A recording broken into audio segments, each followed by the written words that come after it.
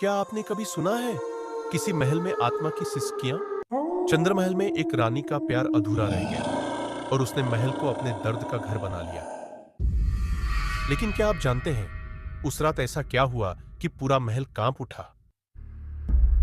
महल का खौफनाक राज। जयपुर का चंद्रमहल अपनी भव्यता के लिए जाना जाता है, लेकिन उसकी दीवारों में छिपा है एक खौफनाक राज। यह कहानी है रानी मृणालिका की, जिनकी खूबसूरती और उनके प्यार की चर्चा दूर दूर तक होती थी।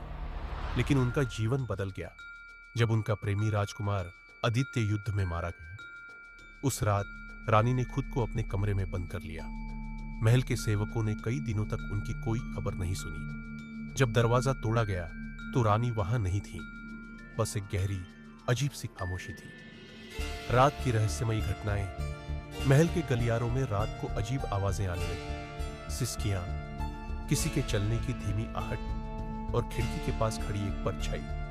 कई गार्ड्स ने दावा किया कि उन्होंने एक साड़ी पहने महिला को देखा, लेकिन जब वे पास गए वह गायब हो गई। एक गार्ड ने कहा, रात भर किसी ने मुझे देखा, लेकिन जब मैंने पलट कर देखा वहां कोई नहीं था।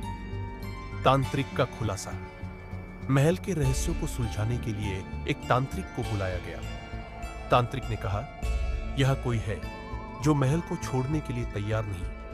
रानी मृणालिका की आत्मा अपने अधूरे प्रेम और दर्द के कारण यहां भटक रही है।